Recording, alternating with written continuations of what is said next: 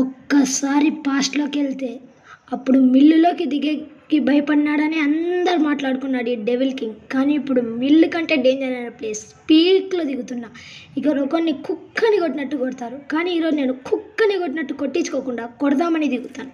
దిగగానే P90 వీడియోలో ముందు నుంచి శాంటీనో వేసాడు. డ్రర్ దుబ్బు దుబ్బు ఈ శాంటీనో మళ్ళీ వేసేసామే పని దుర్ అయిపోయి పరిగెత్తు ఇంకా ఎవడు నా డెవిల్ కింగ్ పవర్ చూపిస్తా.